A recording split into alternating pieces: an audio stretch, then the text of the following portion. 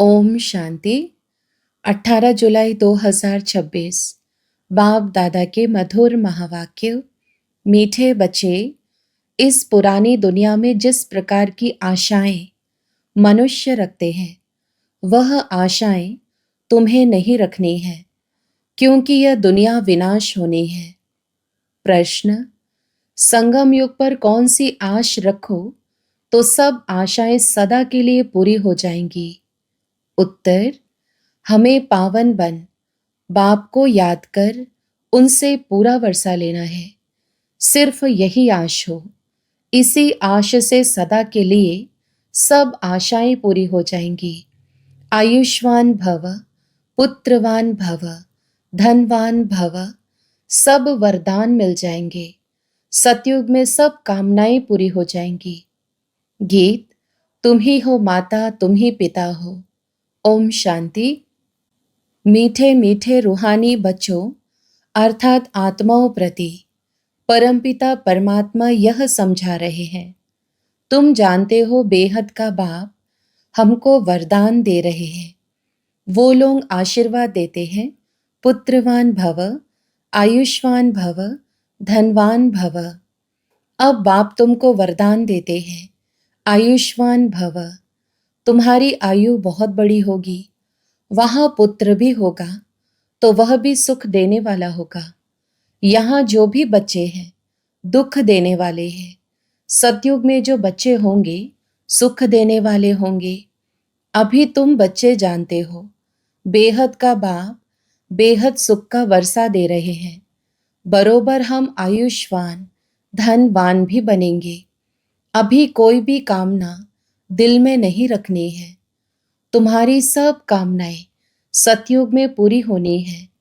इस नरक में कोई भी कामना नहीं रखनी है। धन की भी कामना नहीं रखो। बहुत धन हो, बड़ी नौकरी मिले, यह भी जास्ती तमन्ना नहीं रखना है। पेट तो एक पाव रोटी खाता है, जास्ती लोभ में नहीं रहना है। जास्ती धन होगा तो वह खत्म हो जाना है। बच्चे जानते हैं बाबा हमको स्वर्ग का मालिक बनाते हैं। अब बाप कहते हैं, दे दान तो छूटे ग्रहण, कौन सा दान दो? यह 5 विकार है, यह दान में देने हैं तो ग्रहचारी छूट जाए और तुम 16 कला संपूर्ण बन जाओ। तुम जानते हो हमको सर्वगुण संपन्न 16 कला संपूर्ण यहाँ बनना है। 5 विकारों का दान देना पड़ता है। बच्चों को बाप कहते हैं, मीठे बच्चों, आश कोई भी नहीं रखो सिवाय बेहद के बाप से बेहद का वर्षा लेने। बाकी थोड़ा समय है, गाया भी जाता है, बहुत गई थोड़ी रही। बाकी थोड़ा समय इस विनाश में है, इसलिए इस पुरानी दुनिया की कोई आश नहीं रखो। सिर्फ बाप को याद करते रहो। याद से बच्चों को सतोप्रधान बनना है। इस दुनिया में मनुष्य जो आश रखते हैं वह कोई भी नहीं रखो।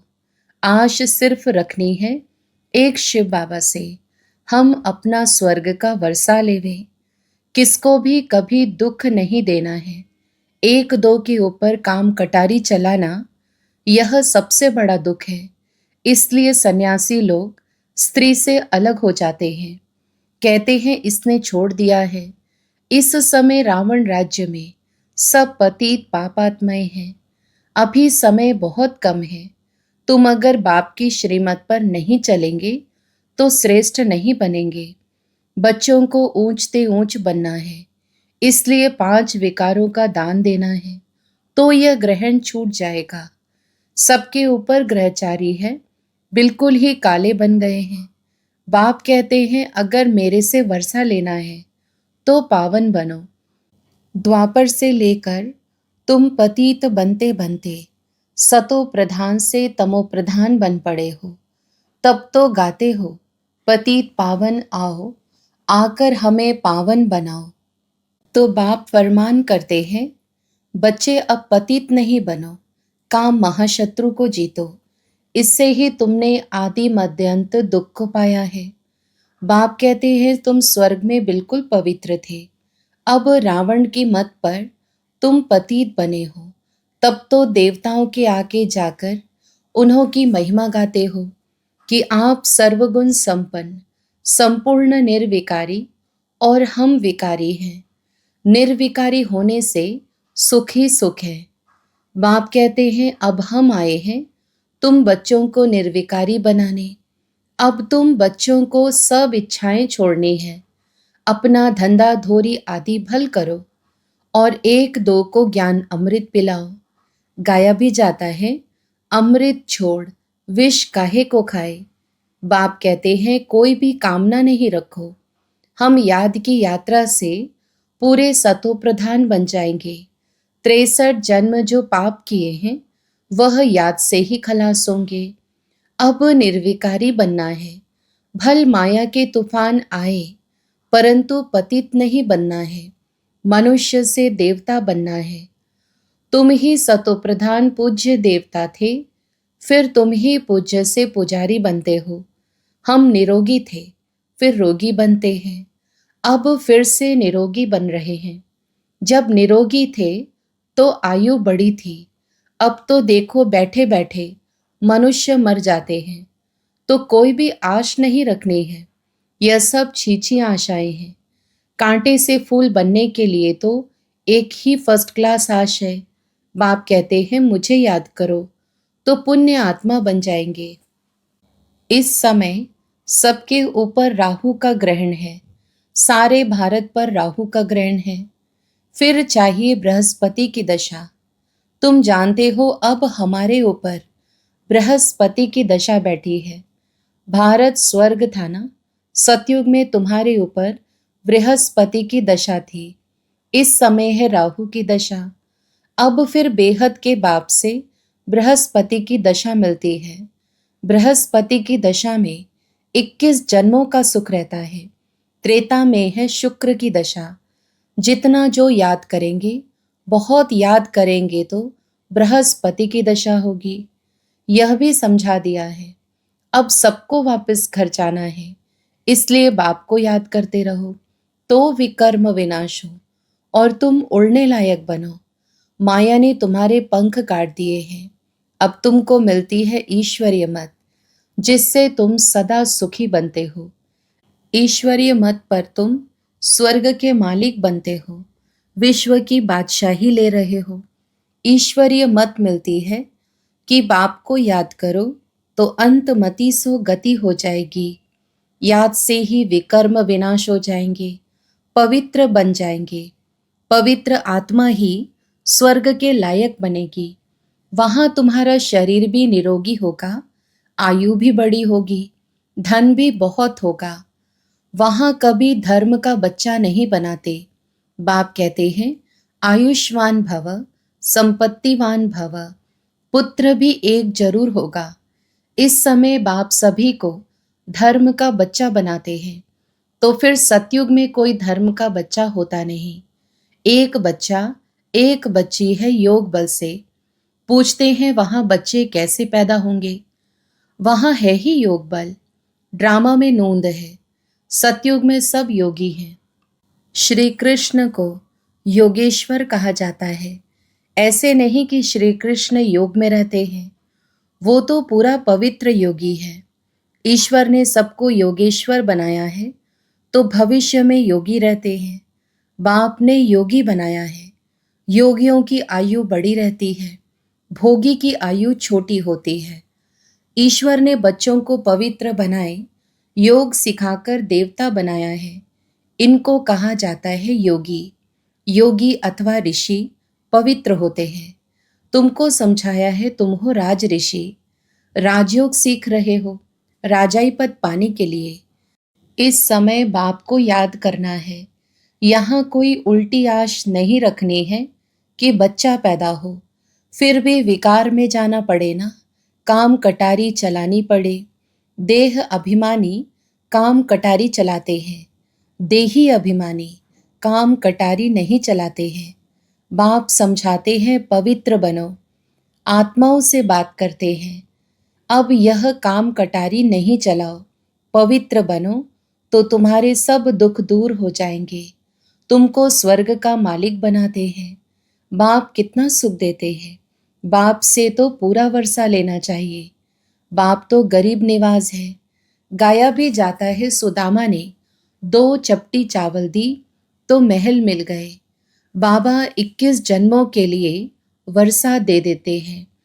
यह भी समझते हो अब सबको वापस जाना है। शिव बाबा की स्थापना के कार्य में जितना जो मदद करे। घर में यूनिवर्सिटी व हॉस्पिटल खोलो। बोर्ड पर लिख दो, बहनों और भाइयों 21 जन्म लिए, एवर हेल्दी और वेल्दी बनना है तो आकर समझो। हम 1 सेकंड में एवर हेल्दी वेल्दी बनने का रास्ता बताते हैं। तुम सर्जन हो ना? सर्जन बोर्ड तो जरूर लगाते हैं, नहीं तो मनुष्यों को कैसे पता पड़े। तुम भी अपने घर के बाहर में बोर्ड लगा दो। कोई भी आए उसको 2 बाप का राज समझाओ।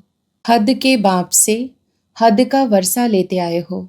बेहद का बाप कहते हैं मामेकम याद करो तो बेहद का वर्षा मिलेगा।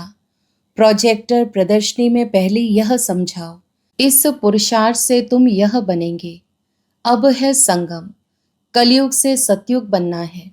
तुम भारतवासी सतो प्रधान थे, अब तमो प्रधान बने हो। अब बाप कहते हैं मुझे याद करो तो तुम स्वर्ग के मालिक बनेंगे। अक्षर ही 2 हैं। अल्फ को याद करो तो बे बादशाही तुम्हारी। इस याद से खुशी में रहेंगे। इस छीछी दुनिया में कोई भी प्रकार की आश नहीं रखो। यहाँ तुम पुरुषार्थ करते हो जीते जी मरने के लिए। वह तो मरने के बाद कहते हैं स्वर्गवासी हुआ। तुम सबको कहते हो हम स्वर्गवासी बनने के लिए बाप को याद करते हैं। उससे बेहद का सुख मिलता है।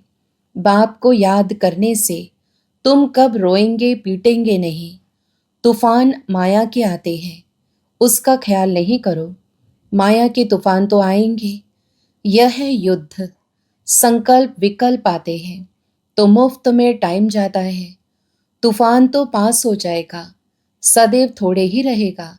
सवेरे उठकर बाप को याद करना है, बाप से वर्षा लेना है। यह धुन अंदर लगी रहे। बाप और कोई तकलीफ नहीं देते हैं, सिर्फ बाप को याद करना है और सबको भूल जाओ। यह सब मरे हुए हैं। आपस में यही बातें करते रहो। बाबा अब तो सिर्फ आपको ही याद करेंगे। आपसे स्वर्ग का वर्षा लेंगे। टाइम रख दो, हम 3-4 बजे जरूर उठकर बाप को याद करेंगे। चक्र भी याद रखना है। बाप ने हमें रचता और रचना की नॉलेज दी है। हम इस मनुष्य सृष्टि झाड़ को जानते हैं। हम 21 जन्म कैसे लेते हैं यह बुद्धि में है। अभी फिर हम जाते हैं स्वर्ग में, फिर से आकर पाठ बजाएंगे। हम आत्मा है, आत्मा को ही राज्य मिलता है। बाप को याद करने से वर्षे के हकदार बन जाते हैं। यह राजयोग है। बाप को याद करते हैं। बेहद के बाप द्वारा अनेक बार विश्व के मालिक बने हैं, फिर नरकवासी बने हैं, अब फिर स्वर्गवासी बनते हैं एक बाबा की याद से। बाप की याद से ही पाप भस्म हो जाएंगे। इसलिए इसको योग अग्नि कहा जाता है। तुम ब्राह्मण हो राज ऋषि। ऋषि हमेशा पवित्र होते हैं। बाप को याद करते और राजाई का वर्षा लेते हैं। अब थोड़े ही विकार के लिए आश रखनी है। यह छीछी आश है। अब तो पारलौकिक बाप से वर्षा लेना है। बीमार होते भी याद कर सकते हो। बाप को भी बच्चे प्यारे होते हैं। बाबा को कितने बच्चों को पत्र आदि लिखने पड़ते हैं। शिव बाबा लिखवाते हैं। तुम भी पत्र लिखते हो। शिव बाबा केयर ऑफ ब्रह्मा। हम सब शिव बाबा के बच्चे ब्रदर्स हैं। रूहानी बाप आकर हमको पावन बनाते हैं। इसलिए कहा जाता है पतित पावन। सभी आत्माओं को पावन बनाते हैं। कोई को भी छोड़ता नहीं हूं। प्रकृति भी पावन बनती है। तुम जानते हो सतयुग में प्रकृति भी पावन रहेगी। अभी शरीर भी पतित है। तब तो गंगा में शरीर धोने जाते हैं। लेकिन आत्मा तो पावन होती नहीं, वह तो होगी योग अग्नि से। अच्छा, मीठे मीठे सिकिलधे बच्चों प्रति माता पिता बाप दादा का याद प्यार और गुड मॉर्निंग। रूहानी बाप की रूहानी बच्चों को नमस्ते। हम रूहानी बच्चों के भी रूहानी माता पिता बाप दादा को याद प्यार, गुड मॉर्निंग और नमस्ते। धारणा के लिए मुख्य सार। पहला, इस कलयुगी दुनिया में कोई भी उल्टी आश नहीं रखनी है। संपूर्ण सतोप्रधान बनने के लिए ईश्वरीय मत पर चलना है। दूसरा, पावन बनकर वापस घर जाना है, यही एक आश रखनी है। अंत मति सो गति, माया के तूफानों में समय नहीं गंवाना है। वरदान, सदा पावरफुल वृत्ति द्वारा बेहद की सेवा में तत्पर रहने वाले हद की बातों से मुक्त भव। स्पष्टीकरण, जैसे साकार बाप को सेवा के सिवाय कुछ भी दिखाई नहीं देता था, ऐसे आप बच्चे भी अपने पावरफुल वृत्ति द्वारा बेहद की सेवा पर सदा तत्पर रहो, तो हद की बातें स्वतः खत्म हो जाएंगी। हद की बातों में समय देना यह भी गुड़ियों का खेल है, जिसमें समय और एनर्जी वेस्ट जाती है। इसलिए छोटी छोटी बातों में समय व जमा की हुई शक्तियां व्यर्थ नहीं गवाओ। स्लोगन, सेवा में सफलता प्राप्त करनी है तो बोल और चाल चलन प्रभावशाली हो। अव्यक्त इशारे, ज्वाला स्वरूप स्थिति में रहे शक्तिशाली याद का अनुभव करो। समय प्रमाण, अब सर्व ब्राह्मण आत्माओं को समीप लाते हुए ज्वाला स्वरूप का वायुमंडल बनाने की सेवा करो। उसके लिए चाहे भट्टियां करो या आपस में संगठित होकर रो रिहान करो, लेकिन ज्वाला स्वरूप का अनुभव करो और कराओ। इस सेवा में लग जाओ तो छोटी छोटी बातें सहज परिवर्तन हो जाएंगी। अच्छा, ओम शांति।